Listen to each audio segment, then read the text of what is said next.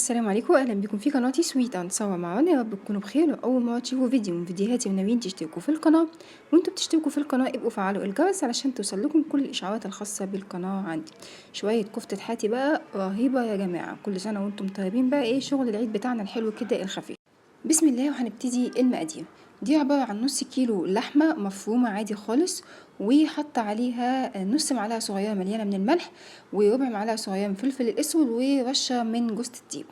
وبنحط هنا هو حوالي من 20 ل30% دهون، وبنحط معاها بصلة متصفية من المية بتاعتها كويس جدا مبشورة.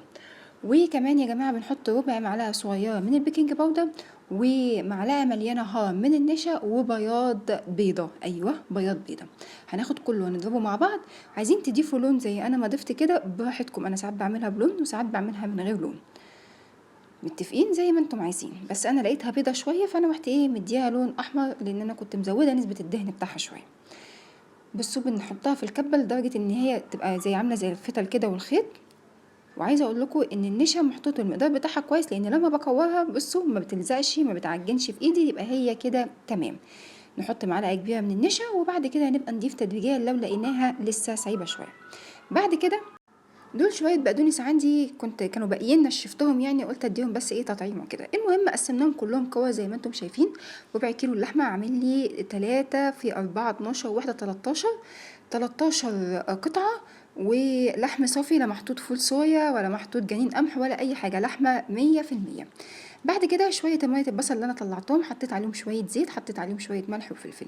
لو احنا مش حاطين لون في الكفته نفسها يبقى نحط على حرف المعلقه كده صلصه بتاعه البرطمانات علشان تديها التحميره الحلوه. هنبتدي بقى نمسك الكوره بتاعتنا ونحط ايدينا كده في ميه البصل والزيت، واي حاجه بقى عندكم بتاع الكفته، قلم جاف عندكم تغسلوه وتنضفوه، اي حاجه بس نديها فتحه كده. شايفين اهو. وابتدي بقى ادورها في ايدي كده وارفعها زي ما انا عايزه. شايفين لان قوامها مظبوط هي بتلف معايا ازاي عادي خالص. ابتدي بقى كده اهو اصبعها بقى كويس بس، واخرجها بمنتهى السهوله واحطها في الصينيه بتاعتي. الصينيه مش هدهنها ولا اي حاجه خالص، لان كميه الدهون اللي موجوده كفيله قوي وحلوه قوي. هندخلها بس التلاجة، لازم تدخل التلاجة قبل ما تدخل الفرن. ليه؟ نحطها كده بتاع لو في الفريزر 10 دقايق، لو في الفرن على حوالي اسفه، لو في الفريزر 10 دقايق، لو في التلاجة نص ساعه. عايزين السقعيه بتاعت اللي هي خدتها ما تدخل الفرن تمسك على طول.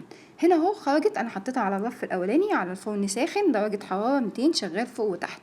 قرب السوا رحت حاطه فحمه، وابتديت ان انا احط من الزيت السمنه اللي نزلت من الدهون على الفحمه اللي انتوا شايفينه ده. دي كانت حته دهن باقيه عندي، رحت حطها كمان معاهم في الصينيه.